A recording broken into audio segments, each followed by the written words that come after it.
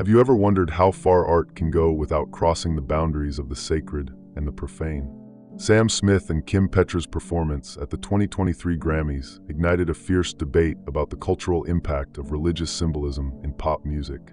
Dressed as a demon, surrounded by flames, and joined by Kim Petras in a cage, Sam Smith delivered a spectacle described as everything from provocative art to a celebration of sin. Welcome to another night where mysteries never sleep. I am Midnight, and this is 7 Nights. Before we dive into this story full of chilling revelations, don't forget to like the video and subscribe to the channel. It helps us continue uncovering hidden secrets for you. Ready to find out what lurks in the shadows? The controversial performance of Sam Smith and Kim Petras at the 2023 Grammy Awards featured one of the most talked about performances in recent years, starring Sam Smith and Kim Petras with the song Unholy. Well, for anyone thinking the Grammys had gotten dull in recent years, this duo brought the heat, literally throwing gasoline on the fire, and not just a little. On stage, Smith appeared in a red suit and devil horns, while Petras was confined in a cage surrounded by dancers simulating acts of worship. With a backdrop of flames and a deliberately infernal aesthetic, the show felt more like a ritualistic ceremony than a musical performance. The intentionally provocative presentation sparked a storm of criticism and praise, polarizing opinions across social media and the press. The controversy escalated when CBS, the network broadcasting the event, replied to a tweet from Sam Smith's account with the phrase, "We are ready to worship." Although the post was quickly deleted, the damage was done. To many, the message seemed to confirm that the performance was more than provocative art. In the eyes of religious critics, it was seen as a direct exaltation of Satanism. This fueled heated debates about the limits of artistic freedom and the use of religious symbols in pop culture. The backlash wasn't limited to conservative religious groups. Even people outside the religious spectrum expressed discomfort with the performance, calling it excessive and unnecessary. On the other hand, fans and supporters of Smith and Petras argued that the show was a legitimate expression of rebellion against religious dogmas that have historically oppressed LGBTQ+ individuals. For the artists and their advocates, the performance was a form of artistic protest and personal affirmation, especially for Kim Petras, who became the first transgender woman to win a Grammy. The symbolism of the performance couldn't be ignored. The visual elements were carefully chosen to evoke satanic imagery and create an atmosphere of discomfort and provocation. For many, it was no coincidence that this display was immediately followed by a commercial for Pfizer, a company already controversial in certain circles due to polarizing debates about vaccines and medical interventions. This sequence of events was enough to fuel conspiracy theories and reinforce the idea that mainstream entertainment aligns with demonic or anti-Christian agendas.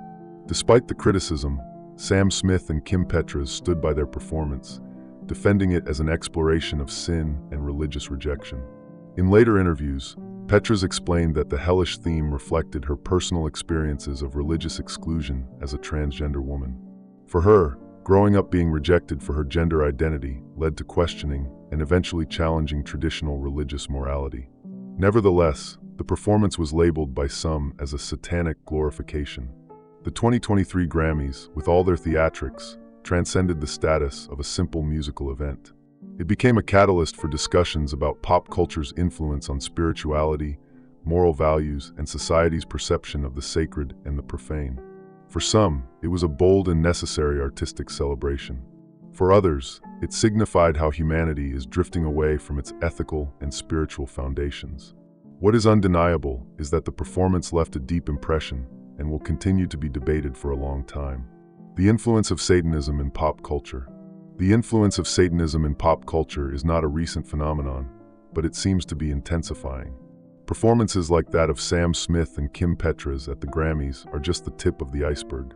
In recent years, major events and artists have incorporated satanic symbols, macabre visuals, and narratives of religious rebellion into their performances. It seems like being edgy has become the new marketing strategy. The more it shocks, the more it sells. And Satanism is apparently the theme of the moment. Katy Perry, Madonna, Lil Nas X, and Billie Eilish are just a few examples of stars who use aesthetics and themes that reference the occult, the infernal, and the breaking of traditional moral values. To some critics, this is a way to normalize rejection of the divine and glorify Satan. The justification behind these artistic choices varies. Many argue it's simply a way to provoke and attract attention in an increasingly saturated market. However, others believe there is a deeper agenda at play, an attempt to dismantle the structures of religious morality that have shaped society for centuries. Artists and producers know that the use of controversial imagery generates clicks, debates, and virality, which are invaluable in today's digital environment. Even so, the cultural impact of exposing audiences, especially young people, to these messages so frequently cannot be ignored. This satanization of pop culture goes beyond performances. Song lyrics, music videos, and even public statements reinforce this trend. When Madonna appears as a messianic figure in a distorted version of The Last Supper, or when Lil Nas X releases shoes containing human blood and symbolizing Satan, the line between artistic provocation and the promotion of anti-Christian ideals becomes even thinner. Many of these acts are applauded by fans who see them as challenges to taboos. However, religious leaders and concerned parents see them as dangerous, suggesting they may negatively influence younger generations. The impact of pop culture as a vector for ideas cannot be underestimated. Young people and teenagers, in particular, are extremely susceptible to the messages of their idols. For them, what starts as a provocative song or video can become a philosophy of life. The notion of "do what thou wilt," popularized by Aleister Crowley and embraced by counterculture movements, finds fertile ground in a society increasingly centered on individualism. The glorification of ego, rebellion, and the absence of moral boundaries is seductive in a world that values personal freedom above all else. The problem isn't just the aesthetics, but what they represent. When performances like Sam Smith's are viewed as harmless entertainment, people may fail to recognize the seriousness of what is being normalized. The rejection of divine authority and the exaltation of the self are pillars of modern Satanism. Even if many artists claim not to believe in Satan literally, their works promote ideas that align directly with Satanic doctrine, such as the unrestricted pursuit of pleasure, the rejection of moral limits, and disdain for traditional values. The influence of Satanism in pop culture raises an important question. How far does the line between art and indoctrination go? For some, these performances are merely reflections of a changing society, moving away from religious traditions. For others, they are clear signs of a deeper, more dangerous movement. Regardless of interpretation, the fact remains that these messages are increasingly present and have an undeniable impact on how society views the sacred, the profane, and even humanity itself. Kim Petras' personal context. Kim Petras, one of the central figures of the 2023 Grammys controversy, has a journey marked by pioneering achievements and controversy. She gained global recognition not only for her musical talent, but also for being the first transgender woman to win a Grammy. For Petras, this milestone was more than an artistic achievement. It was a victory against the social and religious barriers that she says have always sought to exclude her. In her own words, the performance of Unholy was a response to that rejection, a protest against institutions that fail to recognize her identity. From a young age, Kim Petras faced challenges related to her gender transition. At age 13, she made international headlines for fighting for the right to undergo gender transition surgery before the legal age in Germany. Her story of perseverance and determination brought admiration, but also significant criticism, especially from religious groups who viewed her transition as a deviation from the natural order. For Petras, these experiences shaped her worldview and, in part, explain her resistance to norms imposed by religion. In interviews, Kim Petras has said that her Grammy performance was inspired by her perception of never being welcomed in religious traditions. For her, growing up in an environment where faith rejected her was painful and created a need to seek her own spirituality. Her choice to incorporate infernal symbols in Unholy was a way to reinterpret that pain, turning rejection into a statement of power. However, this artistic interpretation was not well received by everyone, especially those who view the use of satanic imagery as a direct attack on Christian faith. In addition to her trans identity, Petras also represents a new generation of artists who use their art to challenge conventions and question social norms. For her, Unholy is not just a song about sin but a declaration of freedom. However, critics argue that the freedom represented in the song and its performance goes beyond provocation, crossing into the territory of celebrating immorality. Adultery, the central theme of the song, is portrayed glamorously, which many see as normalizing destructive behaviors. Like many contemporary artists, Petras believes her art should reflect society. However, the reflection she presents is deliberately distorted, pushing the boundaries of what is considered acceptable. For her fans, this is inspiring. For her critics, it is dangerous. Regardless of opinion, the impact of her Grammy performance is undeniable. It brought to light complex issues about identity, morality, and the role of art in an increasingly divided society. Ultimately, Kim Petras has become a symbol of resistance for many, but also a controversial figure in debates about the limits of artistic freedom and respect for religious values. Her journey is both an inspiration and a reminder of how powerful art can be in provoking, challenging, and sometimes dividing opinions. Unholy is more than a song. It is a cultural milestone reflecting the tensions of a rapidly changing world. The rise of modern Satanism. Modern Satanism is transitioning from a marginalized subculture to a widely discussed philosophy, especially among young people. Studies in the United Kingdom indicate that the number of people identifying as Satanists is growing, while interest in traditional religions like Christianity is declining. This new form of Satanism, often associated with the "do what thou wilt" ethos proposed by Aleister Crowley, appeals to a generation that values individual freedom above all else. For many, Satanism is less about literally worshiping the devil and more about rejecting religious norms seen as outdated. This growing popularity does not arise in a vacuum. It is fueled by a society increasingly distrustful of traditional institutions. Churches, governments, and even educational systems are often viewed as oppressive, enforcing moral rules that restrict personal expression. In this context, modern Satanism offers an alternative, a space to explore individuality without judgment. However, critics argue that this apparent freedom is, in reality, an open door to moral and spiritual anarchy, where anything is permissible, regardless of consequences. Satanic aesthetics also play a crucial role in this phenomenon. Symbols like pentagrams, horns, and references to hell have become icons of cultural rebellion. Clothing, accessories, and even music incorporate these elements, often in ironic or provocative ways. For some, this is merely a way to shock or stand out. For others, it is a deeper affirmation of rejection of traditional religious structures. Whether as fashion or philosophy, the impact is clear. Young people are drawn to this image of unrestricted freedom and personal power, often unaware of the broader spiritual implications. A concerning aspect of this rise is how it is romanticized. Books, movies, and TV series often portray satanic figures as misunderstood heroes while vilifying religious figures. This narrative aligns with the increasing antipathy toward organized religion.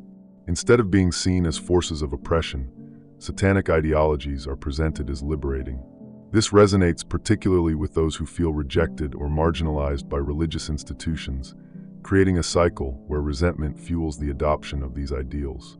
Despite its modern veneer, Satanism remains deeply rooted in its historical origins. The writings of Aleister Crowley, for example, continue to inspire many of the values promoted by contemporary Satanism. His emphasis on breaking taboos and self-reliance aligns with today's individualistic mindset. Even so, Crowley himself admitted a literal connection to the devil, something many modern Satanists prefer to deny. This disconnect between practice and actual belief raises questions about where this philosophy truly leads its followers. At its core, the rise of modern Satanism reflects a broader struggle for meaning in an increasingly secularized world. Young people who reject religious traditions seek something to fill the spiritual void, even if that means embracing rebellious ideologies. The problem, as many point out, is that this search often overlooks the spiritual and moral consequences of following such paths. And while modern Satanism presents itself as a choice for freedom, it also carries a dark heritage that cannot be ignored. The representation of Satanism in literature and philosophy. The portrayal of Satanism as rebellion found its earliest expressions in literature and philosophy, creating roots that continue to influence contemporary culture. Works like Paradise Lost by John Milton humanized the figure of Satan, presenting him as a tragic hero defying divine authority. While Milton did not intend to glorify the devil, many readers interpreted his narrative as a celebration of freedom against oppression. This idea was amplified during the Romantic period, when writers and poets like William Blake began associating Satan with creative expression and freedom of thought. Blake, in particular, influenced generations by declaring that no virtue can exist without breaking the Ten Commandments. He saw religious restrictions as obstacles to true human freedom, an idea that resonated deeply with the Romantic movement. For Blake and other thinkers of the time, disobedience was not merely an act of rebellion, but an affirmation of human potential. This philosophy, which began as a challenge to religious norms, evolved into one of the pillars of modern Satanism, the celebration of the self above all. In the 20th century, this vision was expanded by figures like Aleister Crowley, who gave Satanism a more cohesive philosophical structure. His famous phrase, "Do what thou wilt shall be the whole of the law," encapsulates the essence of his doctrine. For Crowley, morality imposed by religion was a burden to be discarded in favor of personal fulfillment. This philosophy found resonance in movements like secular humanism and existentialism, which also emphasize individual autonomy. However, while Crowley viewed this as a connection to dark spiritual forces, many today reinterpret it as a call for personal freedom. Crowley's philosophy directly influenced Anton LaVey, founder of the Church of Satan, who combined ideas of personal freedom with satanic symbolism to create a movement that attracted both the curious and the devoted. Although LaVey publicly denied believing in Satan as a literal being, accounts from associates like Susan Atkins suggest that his true beliefs were much deeper. This contradiction between symbolic and literal Satanism persists today, fueling debates about the real intentions behind these philosophies. Meanwhile, literature and philosophy continue to popularize these ideas, often romanticizing the figure of Satan. Books and films portray the devil as a charismatic and misunderstood character, while religious figures are frequently depicted as hypocritical and oppressive. This role reversal creates a powerful narrative that resonates with those who feel oppressed by social and religious norms. However, critics warn that this romanticization obscures the spiritual and moral consequences of embracing these ideas. The legacy of Satanism in literature and philosophy is, therefore, a cultural battleground. On one hand, it is seen as a celebration of human freedom and creativity. On the other, it is perceived as an attempt to subvert fundamental values that uphold society. Regardless of the perspective, it is undeniable that these ideas continue to shape contemporary thought, influencing everything from pop culture to deeper debates on morality and spirituality. Anton LaVey and the Church of Satan. Anton LaVey, founder of the Church of Satan in 1966, played a pivotal role in consolidating modern Satanism as an organized movement and, paradoxically, making it more palatable to the public. He knew how to transform a philosophy of rebellion against Christian morality into something that could attract both the curious and the committed. Anton LaVey was the guy who knew, if you're going to cause a stir, do it with style. And he did, didn't he? Publicly, LaVey consistently insisted that Satanism was not about literal worship of Satan, but rather a philosophy celebrating individual freedom and rejecting the constraints imposed by traditional religion. This approach helped create a space where Satanism could be seen more as a provocative subculture than a dark spiritual practice. Accounts from those close to LaVey suggest that this public image was carefully crafted to shield the movement from greater rejection. Susan Atkins, a former member of the Manson family and an associate of LaVey, revealed that he privately admitted to believing in Satan as a literal entity in more intimate circles. According to Atkins, LaVey maintained two faces, one for the curious, who viewed Satanism as a lifestyle, and another for his more fervent followers, who understood the true essence of his devotion.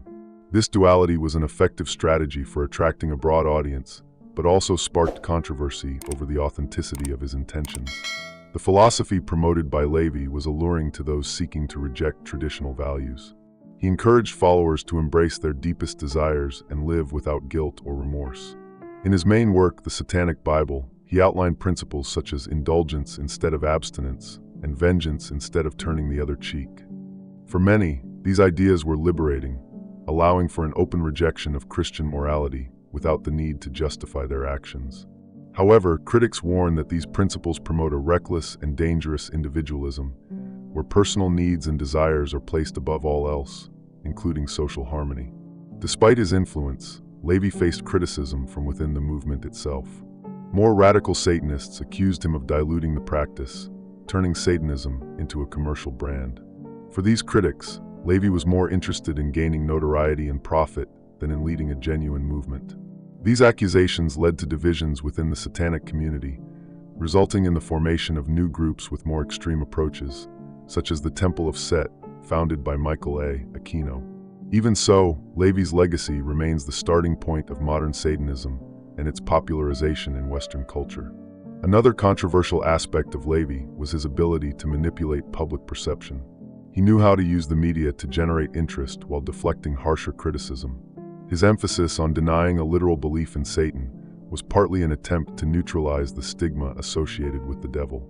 However, many argue that this strategy created a false sense of security, allowing Satanism to infiltrate popular culture in a more acceptable but still influential way. Today, many symbols and ideas introduced by LaVey are deeply rooted in contemporary entertainment and lifestyle philosophies. Anton LaVey left an ambiguous legacy. He managed to transform Satanism into a significant cultural movement, but his impact goes beyond provocative aesthetics and superficial controversies. His ideas continue to influence individualistic thinking and the rejection of religious morality, issues that still resonate strongly in an increasingly secularized world. While some see him as a visionary who challenged established norms, others consider him an agent of moral corrosion. Either way, it is impossible to ignore his enduring influence on both Satanism and Western culture. Satanic performances in past Grammy ceremonies. Although the performance by Sam Smith and Kim Petras drew attention, similar events have occurred in previous Grammy ceremonies, solidifying satanic symbolism as a kind of tradition in showbiz. In 2012, Nicki Minaj staged a musical number simulating an exorcism on stage, portraying a demon that, according to her, could not be cast out. Ah, Nicki Minaj, always the one who thinks, what if I did something even weirder than last week? This spectacle generated polarized reactions, with many viewers expressing discomfort over how spiritual matters were treated as mere entertainment. In 2014, it was Katy Perry's turn.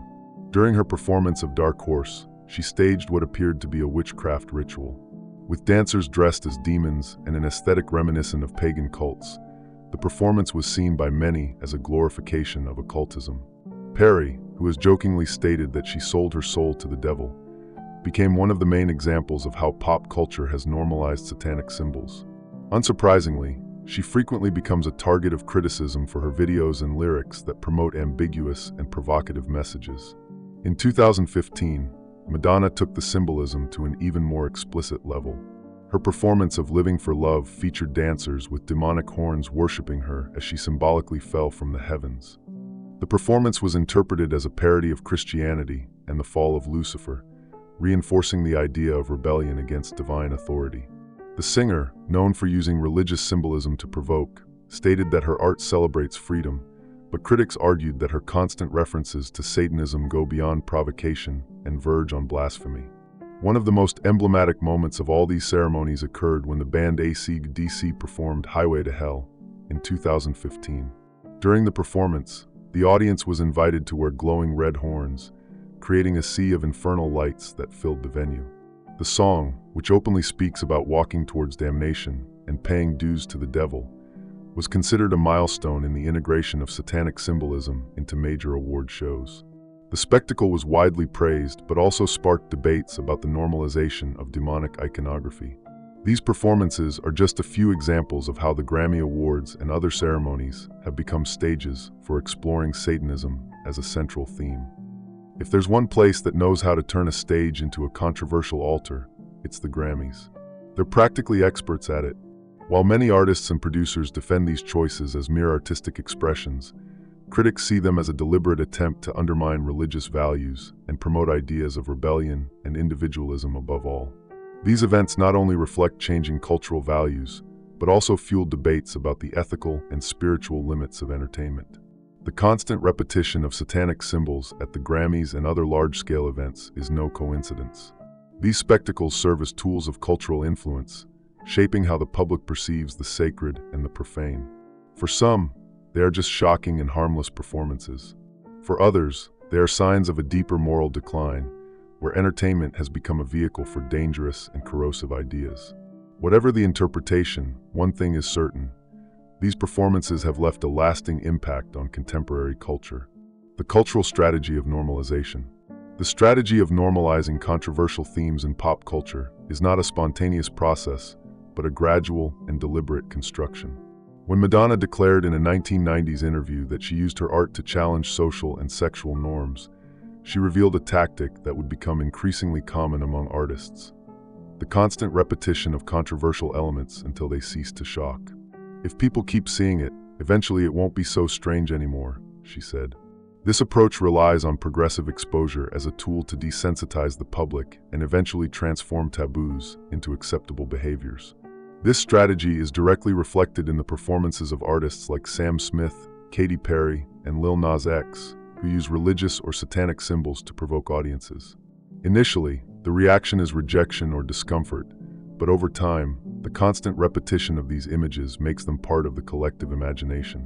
This process is reinforced by the media, which amplifies the controversies and consequently increases the reach of these artists. For many, this is seen as cultural progress. For others, it is a way to gradually erode traditional values and spirituality. The impact of this normalization goes beyond entertainment. By turning satanic imagery and religious symbolism into something trivial, pop culture redefines the boundaries of what is acceptable, especially among young people. Teenagers in particular are highly influenced by their idols and often emulate their behaviors and values. When figures like Petras or Sam Smith incorporate these elements into their performances, they not only challenge cultural norms, but also shape how entire generations perceive what is acceptable or even desirable. Music, as one of the most powerful forms of art, plays a central role in this process. Songs like Unholy or Montero, Call Me By Your Name, by Lil Nas X are not just commercial hits, they are cultural statements. They don't just break taboos, they replace them with new narratives that glorify hedonism, rebellion, and the rejection of traditional values. Normalization happens because music is consumed repeatedly, and its messages are internalized by the audience, often without them realizing it. This cultural desensitization is also reinforced by the connection between art and humor. Trevor Noah, host of the 2023 Grammy Awards, joked during Sam Smith's performance about his mother having warned him about Hollywood. While it was a joke, it reflects a crucial aspect of this strategy: the ability to turn controversy into something lighthearted and even humorous. This allows potentially offensive themes to be more easily absorbed by the audience, downplaying the seriousness of their message. Humor, in this case, acts as an effective disguise for a larger agenda of cultural change. The strategy of cultural normalization through repetition and trivialization is not just an artistic phenomenon, but a reflection of a transforming society. While some see it as a necessary evolution toward freedom of expression, others view it as evidence of moral and spiritual decline. Either way, the impact is clear. What was once considered taboo is increasingly present in everyday life, shaping how new generations see the world and the values they choose to adopt. Unholy, the celebration of sin. Unholy, the song by Sam Smith and Petras, is one of the clearest examples of how sin can be glamorized in modern pop culture. This song is practically a jingle of modern chaos, wrapped in a beat that makes you dance while thinking, "Is it wrong to like this?" The song, which talks about a man cheating on his wife at a strip club, not only normalizes adultery, but celebrates it with a catchy rhythm and provocative visuals. The music video and live performances reinforce this message, with imagery evoking sensuality, rebellion, and satanic elements. The choice to portray the forbidden in a glamorous way reflects how pop music often romanticizes destructive behaviors. The song Unholy explicitly addresses themes like betrayal and the pursuit of forbidden pleasures, presenting them as a form of personal liberation. For the artists, it is an anthem of authenticity and rebellion. However, critics argue that the glamorization of adultery reflects a concerning trend: the deconstruction of family values in a society already marked by emotional and ethical instability. The reception of Unholy was predictably polarized. On one hand, fans and music critics praised its sophisticated production and provocative message. On the other, religious and conservative leaders condemned it as another attempt to destroy family and spiritual values. When Sam Smith was asked how their parents reacted to the song, they responded that they are already used to their filth. This response, though made in a joking tone, reflects an uncomfortable reality: the acceptance of the unacceptable as normal. The cultural impact of Unholy goes beyond the music itself. The Grammy performance, with Smith dressed as the devil and Petras in a cage, turned the song into a visual manifesto. The use of flames, scantily clad dancers, and satanic symbolism clearly amplified the song's message. For the artists, it was a way to challenge religious taboos. For critics, it was a blatant glorification of sin and immorality. The controversy only increased the song's popularity, showing how shock can be a powerful tool in pop culture. Despite all the controversy, Unholy is not just a song about adultery. It encapsulates a philosophy of life that rejects rules and celebrates unrestricted freedom. While this message is enticing to many, it is also dangerous, as it ignores the moral and emotional consequences of such choices. The idea that doing whatever you want is always right is a simplistic view that fails to consider the impact our actions have on others and on ourselves. Unholy is more than just a song. It is a reflection of modern society and its priorities. In a world where hedonism is often placed above responsibility, songs like this become anthems for those seeking to justify their behaviors. For some, it is merely entertainment. For others, it is a sign of how we are drifting away from values that have sustained humanity for centuries. Either way, the song will continue to be discussed as an example of how pop culture can influence and shape our perceptions of right and wrong, the law of morality and biblical prophecy.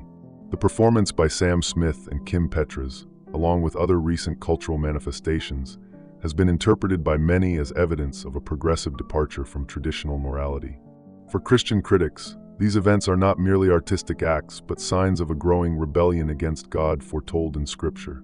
The Bible, particularly in the writings of the Apostle Paul, warns that in the last days, people will be lovers of themselves and disobedient, despising what is holy and exalting pleasure above all else.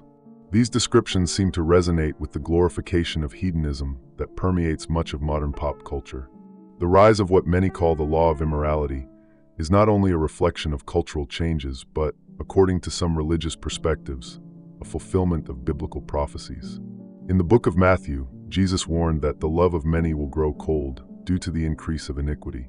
This cooling, interpreted as insensitivity to morality and spirituality, is seen as a symptom of a society that rejects divine values in favor of temporary pleasures. For many believers, pop culture is a powerful tool contributing to this deviation, presenting destructive behaviors as acceptable or even desirable. Furthermore, there is growing concern about how pop culture influences young people, a group that, according to the Bible, should be protected from falling into spiritual traps. Jesus, in his teachings, declared that it would be better to tie a millstone around one's neck and be cast into the sea than to lead a child into sin. This warning is often cited by critics of artists who use satanic symbolism and immoral messages in their work, suggesting that these choices have grave consequences, not just culturally but spiritually. Another intriguing aspect of biblical prophecy is the notion that humanity would seek to replace God with itself. This is manifested in the idea that man is the measure of all things, rejecting any higher authority. This mentality is visible in modern satanic philosophy, which promotes "do what thou wilt" as the only law. For religious critics, this rejection of divine authority and glorification of the ego is at the core of what the Bible calls rebellion in the last days. The normalization of this in performances like those at the Grammys is seen as a reflection of this trend. Even so, biblical texts do not only offer warnings, but also guidance for those witnessing such changes. Amid increasing immorality, believers are called to persevere in faith and maintain hope.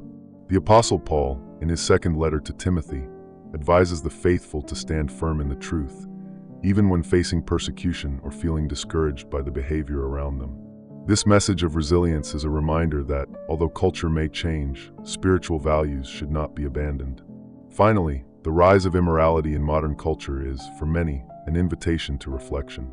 For those who believe in the Bible, it is an opportunity to reaffirm their values and live as examples in a world increasingly divided between the sacred and the profane. And for those who feel lost or confused by these changes, it is a reminder that there is hope and redemption, even in times of apparent darkness. Christ's warning about the law and forgiveness. Through his words and actions, Jesus made it clear that the relationship between moral law and forgiveness is fundamental to spiritual life. Look, Christ was straightforward. Living without rules might seem like freedom, but deep down, it's just chaos with an expiration date. In passages such as the Lord's Prayer, He taught that divine forgiveness is directly tied to our willingness to forgive others. This connection not only emphasizes the importance of repentance, but also reflects the idea that true freedom does not come from rejecting divine laws, but from restoring the relationship between God and humanity. However, in a world increasingly inclined to celebrate freedom without responsibility, this teaching is often ignored or distorted. Modern Satanism, as many critics point out, preaches the exact opposite. Instead of recognizing moral law as a guide for human well-being, it promotes the idea that each individual should be their own authority. This approach, while enticing to those seeking total autonomy, often results in destructive consequences for both individuals and society. Jesus warned that building a life on the rejection of divine truth is like building a house on sand. Inevitably, it collapses under the storms of life. The idea that sin is a debt to be paid is central to Christianity. In his words on the cross, "It is finished," John 19 verse 30, Jesus declared that humanity's debt had been paid. For Christians, this means the price of rebellion has been covered, and reconciliation with God is available to all who accept it. However, this message often conflicts with contemporary culture, which prefers to celebrate, "do as you will," rather than acknowledge the need for redemption. The performance of Unholy at the Grammys, for instance, is seen as a reflection of this philosophy, glorifying sin rather than recognizing its consequences. For those who follow Christ's teachings, the call is to a life where law and forgiveness walk hand in hand. This does not mean living under the weight of oppressive rules, but embracing a freedom guided by divine love and wisdom. Jesus taught that his laws are not a burden, but a path to true peace and joy. This message sharply contrasts with the narrative of pop culture, which often portrays the rejection of morality as the only path to freedom. The tension between law and forgiveness is also evident in how modern society handles morality. On one hand, there is a growing demand for tolerance and acceptance. On the other, this same society often rejects the idea that there are objective standards of right and wrong. This contradiction reflects the struggle of a world seeking justice and freedom while rejecting the spiritual foundation that supports these ideas. For Christians, the answer is clear. Only through Christ is it possible to find the balance between grace and truth. Christ's warning about the law and forgiveness remains as relevant today as it was 2,000 years ago. In a world oscillating between oppressive legalism and moral anarchy, his words offer a path of balance and hope. For those who feel lost amid cultural changes, Jesus' message is an invitation to lay aside the weight of sin and embrace the freedom found in a restored relationship with God, choosing between the world and Christ. Modern culture, especially in the context of entertainment, often presents an implicit dilemma: follow the world's trends or seek something beyond, something spiritual. Performances like that of Sam Smith and Kim Petras at the Grammys reflect a world increasingly oriented toward materialism and hedonism, where do as you will has become the dominant philosophy. However, this choice to embrace the world and its fleeting pleasures has consequences that many ignore. For Christians, it represents more than a departure from moral values. It is a departure from God himself. The Bible clearly warns about the danger of following the world's path. In the Gospel of John, Jesus states that the world will hate those who are not of it, and warns that it is impossible to serve two masters. Sounds harsh, right? But deep down, Jesus was already warning. Swimming against the tide will make waves, and that's exactly how it's supposed to be. This puts everyone at a crossroads. Follow the world's standards or seek Christ's ways. For many, this choice seems difficult, especially when the world offers immediate gratification. However, Christ's message is clear. What the world offers is temporary and empty, while life with him brings eternal peace and true purpose. Pop culture, with its provocative aesthetics and glamorous narratives, constantly presents an idealized vision of the world. Artists like Madonna, Katy Perry, and Sam Smith display a lifestyle seemingly free from restrictions, but they rarely address the spiritual and emotional consequences of such a life. The pursuit of success, fame, and acceptance may bring momentary satisfaction, but it often leaves a void that only something greater can fill. Christ offers that something greater, a freedom not dependent on external circumstances, but on internal transformation. This dilemma also highlights an important question: who or what are we worshiping? The world offers countless options for worship: fame, money, power, pleasure. However, worshiping these things often leads to slavery. As Jesus said, everyone who sins is a slave to sin. Performances like Unholy glorify this slavery, turning sin into something to be celebrated. But the gospel offers an alternative. True freedom is found only in Christ, who breaks the chains of sin and offers a life of purpose and hope. The choice between the world and Christ is not easy, but is essential. Jesus never promised that following him would be comfortable or popular. He warned that those who chose to follow him would be rejected by the world, but assured that this rejection would be worth it. In contrast, he promised abundant life, not based on the fleeting pleasures of this world, but on eternal joy and a restored relationship with God. This is true freedom, a stark contrast to the illusion of freedom offered by modern culture.